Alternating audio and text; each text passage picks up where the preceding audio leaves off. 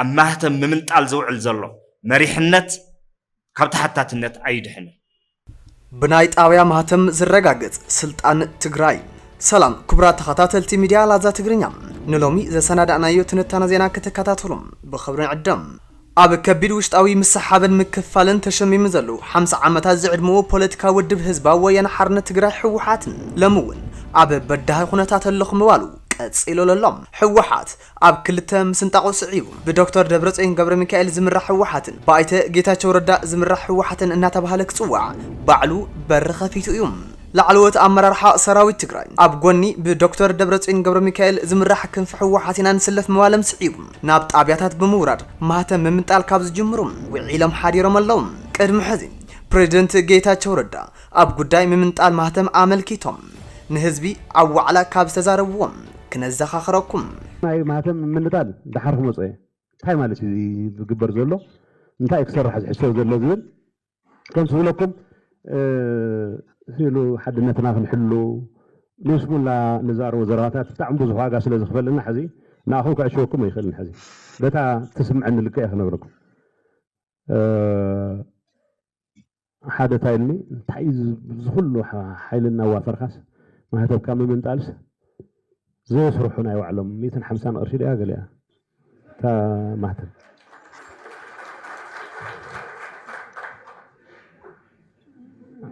مغناطون دحر زي مرق حليك او نابز قداي زي تورد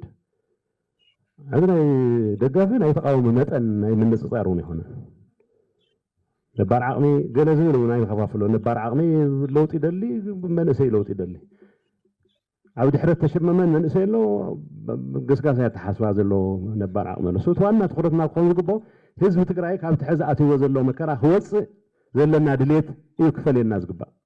بتمساسال دم أب قداي مهتم ممنطال تقاومو زسمع جنرال ودان طروم نحن أب مهاجر السلام مهتم ممنطال زحزنا يقولو أخي يبلنا كهلونا ونا يخلن كم سراويد حزبي مس حزب زقاج أو سرحتي كنسرح زفكر مسرح يبلنا عين خلن ونزبل خوين أب تزلنا له كبابي نزحب حبنا حزبي كنا قيومان حماق سرح كنسرحن حلنا أنا أي فكرن بموال جنرال ودان طروم أبستحتت الأوان ملس مهابو ذكريم قالوا وهاب تريتو دما نناي جنرال ودان طرو مدرم ازي بتاريخ هون تسنير زنبر حزبون زمزغبو غداي دحر مبال بفلاي نحدا غجله وغينم اب زي ملكتو من زي سرحومن اريا مهتم زفتنو امودما كبر سراويت زي غلصم كورن لعلي وحدات حزبي اماريرو يقالسوم يوغزومن اللهم من اسيون كسام وداتا كم زقالس بغبري يرئل بمال ريتو امن نادو امن ناغلوص يركبوم قدم حزي اب ورداس حارتي طابيا اديس عالم ناي طابيا محداري مهتم بحيل زمنزو حيل تاصطم مس نبرتي بسفطرو تصابو 17 سبات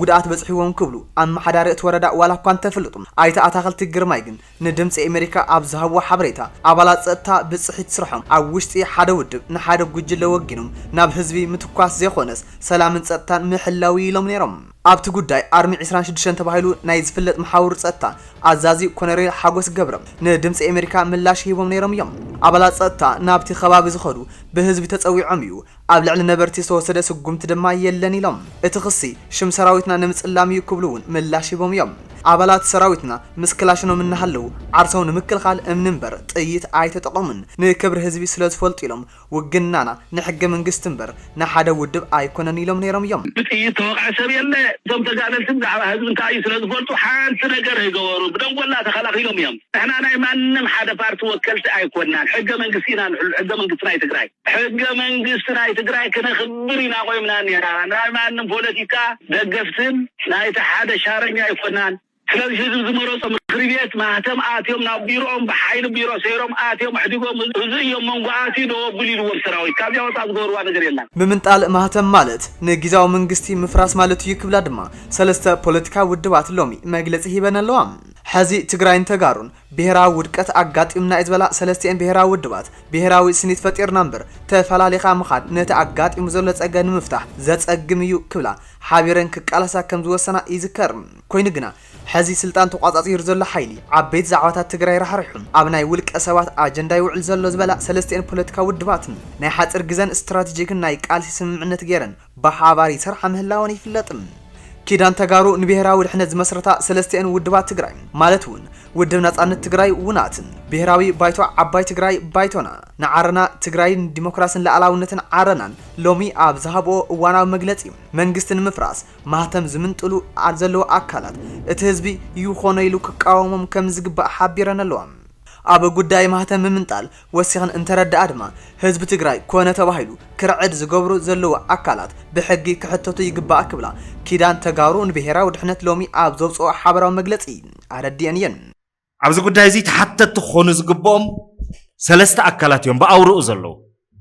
ቀዳማይ እቱ ህወሓት ዝበሃል ውድብ በተደጋጋሚ ድፊት እናገበረ ጻቅጥ እናገበረ አጨኒቁ ናብዙ ተግባሩ እዚ ዘምጾም ንዞም አዘዝቲ ላዕለወት አዘዝቲ ሰራዊት ትውድብ ህወሓት ንሱ ዝፈልጠሎም ሓጢያት ክህል ይኽእል ብምንታይ የፈራርሖም ከም ዘሎ ዝፈልጠሎም ጉድ ክህል ይኽእል ብዝኾነ ይኹን መንገዲ ግን አጨኒቁ ጻቅጥ ፈጢሩ ናብዚ ጉጉይ ተግባሩ እዚ ከምርሑ ለይትን ቀትርን ይሰርሕ ዘሎ ብዕልውን ሰራዊት ሒዙ ናብ ስልጣን ክምለስ ዝጽዕር ዘሎ ጉጅለ ህወሓት ቁጽር ሓደ ተሓታቲ ኣብዚ ፍርሰት እዚ ቁጽር ሓደ ተሓታቲ ክኾን ዝግብኦ ኣካል ብኻልኣይ ደረጃ ኩሉ ዓይነት መወጻጽኦ ነጺጉ ውሕስና ዝህብውን ንቅድሚት ጥራሕ ዝርኢ ኣማራጽ ክህልወና ይግባእ ኩሉ ትግራዋይ ክእከብ ይግባእ ትካል ናይ መንግስቲ ክንምስረት ይግባእ ብሔራዊ ስምምዕን ስኒትን ክንፈጥር ይግባእ እናበልና ዘለናሉ ሰዓት ኩሉ እዚ ነጺጉ ምስቲ ጉጅለሱ ጥራሕ ተጣቢቁ ኣብ ማህተም ምምንጣል ዝውዕል ዘሎ መሪሕነት ካብ ተሓታትነት ኣይድሕን ኣብ ፍርሰት ትግራይ ኣብ ተጻብኦ ኣብ ጎንፂ ሕድሕዳዊ ጎንፂ ትግራይ ዝኣካሉ እዚ ካብ ተሓታትነት ክድሕን ኣይኽእል ወሲኸን ድማ መንግስትን ምፍራስ ማህተም ዝምንጥሉ ዘለው አካላት እቲ ህዝቢ ክቃወሙምን ብትሪ ክኾኑነን ይግባእ ድማ ኢለን ኣለዋም ክብራት ተኸታተልቲ ሚድያ ላዛ ትግርኛ እተን ፖለቲካዊ ውድባት ኣብቲ ሎሚ ዝሃብኦ መግለጺ ካብ ዝተልዓሉ ሓሳባት ዝተወሰኑ ክነካፍለኩም ውድብ ህወሓት ሰራዊትና ናብ ናይ ግሉ ጥቕሚ ጎቲቱ ብምእታው ህዝቢ ናብ ራዕዲ ከኣቱ ይገብረሎም ናብ ህዝቢ ብረት ክትትኩስ ብጀነራላትና እትእዘዝ ዘለኻ ሰራዊትና ነዚ ትእዛዝ እምቢ ብምባል ናብ ወለድኻ ብዘይምትኳስ ዜግነቱ ሓላፍነትካ ተዋፃእ ኢለን ገለገለ ኣመራርሓ ሰራዊት ናይ ህዝቢ ውሳነ ዘይኾነስ ኣብ ቤት ጽሕፈት ህወሓት ዘሎ ጉጅለ ዝሃቡ ውሳነ ክትግበር እዮም ዝጽዕዶ ዘለው እቲ ዘውደቐና ሓይሊ ናብ ስልጣን ብምምላስ ጸገም ትግራይ ይፍታሕ ይልና ኣይነ ኣምነን ኢለን ኣለዎም እተን ፖለቲካዊ ውድባትም ጀነራላት ኣብ ህላወ ትግራይ ወሪዶም ንሓደ ጉጅለ ምውጋኖም ንቁመና ሰራዊትና ዘይውክል እዩ ስልጣን ብሓይሊ ንሓደ ጉጅለ ንምሃብ ማሕተም ዝምንጥሉ ዘለው አካላት ድማ ካብ ስርሖም ክቁጠቡ ኣጠንቂቐን እየን ኣብ መንግስታዊ ስልጣን ተቐሚጦም ፀረ ጊዜያዊ ምምሕዳር ትግራይ ዝሰርሑ አካላት እቲ ምምሕዳራዊ ስጉምቲ ክወስደሎም ድማ ይግባእ ኢለን ኣለዎም ትግራይ ናብ ውድቀት ዘብጽሓ ውድብ ደግፎም ዝንቀሳቀሱ ዘሎም ገለ መራሕቲ ሰራዊት ተግባሮም ድማ ይኹነን ይለን ድሕሪ ውዕሊ ፕሪቶሪያ ስርዓት ምሕዳራና ቀልጢፉ ክስተኻኸል ይግባእ ዋላ እኳ እንተነበረ እዚ ንከይኸውን ዝሰርሑን ስልጣን ካብ ኢዶም ንከይወጽእ ህዝቡ ዘርዑዱን አካላት ኣለው ንሕና ህወሓትና ዝብሎ ኣመራርሓ ሰራዊት ብቁሉዕ ነቲ ሰራዊት የፍርስዎ ከም ዘለው ድማ ክፍለጥ ይግባእ ኢለን ብተወሳኺ ጸገም ትግራይ እናርኣዩ ብርሑቕ ዘማዓዱ ዘለው ተጋሩ ስቕቶኦም ከብቅዕን ህዝብና ካብቲ ዝመጽእ ሓደጋ ናይ ምሕላው ሓላፍነቶም ክዋጹ ይግባእ ዝበላ ኮይነን ንኣመራርሓ ሰራዊት ትግራይ ብጅግንነት ዝተመልአ ታሪኾም ንከይባላሹን ካብ ሓደ ጉጅላዊ ኣተሓሳስባ ወጽኦም ናብ ስሩዕ ወተሃደራዊ ቁመና ክምለሱን ጻውዒት ተገይሮሎም ከምዚ ጸገም ትግራይ ብዝኾነ ጉጅለ ከም ዝፍታሕ ንሓደ ጉጅለ ብምውጋን ስም ሰራዊት ንስም ሰራዊት ዘይምጥን ንትግራይ እውን ዘይምጥን ብስሩ እውን ውሳነ ናይቱ ሰራዊት ዘይኮን ነቲ ጅግና ሰራዊት ትግራይ ይምልከትን ባይዞ ይዙ ውሳነ እዚ ንቶም ላዕለወት ኣዘዝቲ እዩ ባዕሎም እውን ካብ ኮርን ላዕልን እዮም ኢሎሞ ናቶም እውን እዩ ውሳነ ዋላ ርሳቶም እውን ኩሎም ተዘይኮኑ ማለት ስለዚ ንሕና ጀነራላት ኩኑ ንብሎም ኣለና ሳቶም ካድረታት ኢና ንኸውን ጀነራላት ይኸውንን እሞ ካድረን እውን ናይ ጉጅለ ካድረ ኢና ንኸውን እዮም ዝብሉ ዘለው እዚ ነገር እዚ ከይዱ ካብቲ ሕዚ ንሪኦ ዘለና መንእሰይ ብስደት ክጠፍኡ ኣብ ውሽጢ ዓዲ ዘሎ ጸገማት ትሪእዎ ኣለኹም ካብዚ ሓሊፉ እውን ናብ ናይ ማህተም ምምንጣልን ተራ ናብ ናይ ካድረ ስራሕ ወሪዶም ካድረ እውን ማህተም ይምንጥልን ኣብ ኖርማል ኩነታት ግን ናብዚ ደረጃ እዚ ወሪዶም ናብ ምድማይ ክወስዱና እቲ መንእሰይ ደፊኦም ናብ ዘይደልዮ ናዕቢ ከእትይዎ يوم زعرو زلو دقاقيمنا تعويتنا قبرنا مسئنا عنا جن سقاب حزم من محياش يلن هذا عنا وطيرهم يوم زقطلو زلو وزي دوك بلي قبع إنا نبل حزون دوك بلي قبع نتجراز تكمل يكونن نام الدمايز والسديو تجراين إنه على الداميو مع عندريت صلاتي زقبر عكايدايو كيدان تجارو نبهرا ودحنت زمسرتا سلسته بهراوያን ውድባት ኣብ ቀረብ ኣዋን ዝተመሰረተ ጊዜያዊ ቤት ምኽሪ ኣመራርሓን ኣባልን ከም ዝኾና ዝፍለጥ ኮይኑ ነገር ግን ለሙውን ከምቲ ናይ ቀድሚ ሕዚ ትኹረተን ንሕወሓት ኣብ ምውቃስን ዕለታዊ መግለጺ ካብ መሃብን ዘለለ ዝርአ ስራሕ ብዘይ ምስራሕን ብርክት ዝበሉ ተጠቀምቲ ማሕበራዊ ሚድያ እናወቀስዎን ይርከቡ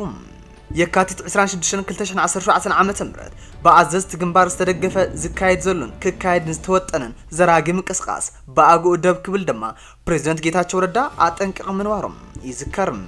አይተ ጌታቸው ረዳ ንጀነራል ታደሰ ወረዳ ኣብ ጸሐፉ ደብዳቤ ድማ ኣብ ኩሎም ግንባራት በሐፈሻ ኣብ ግንባራት ደቡብን ሰሜን ምብራቅን ብፍላይ ካብ አፍሉጠ መንግስት ወጻኢ ዝግበር ዝኾነ ይኹን ናይ ሰራዊት ምንቅስቃስ ከይግበር እናፍለጡም እዚ ዘይሕጋውን መዕነውን ምንቅስቃስ ከም ዋና አዛዚ ለዓለዊ ሰራዊት ብቅልጡፍ ደው ከተብል ወናፍለጡም ነዚ ትእዛዝ እዚ ሸለል ብማል ኣብ ልዕሊ ዝኸዱ ሓለፍቲ ብህጽጽ ናይ መእረምታ ስጉምቲ ክውሰድ ድማ የተሐሳስብ ብማል መጠንቀቕታ ከም ዝሃቡ ዝዝከርዮም ሰላም ንትግራይ ላዛ ትግርኛ ናትኩም አመራጽን ተወሳኽን ሚዲያ ክብራት ተኸታተልቲ ላዛ ትግርኛ ስለስተኸታተልኩምና አዚና ነመስግን ኣብ ኻሊ ዜና ትንታነ ክሳብ ንራኸብ ሰላም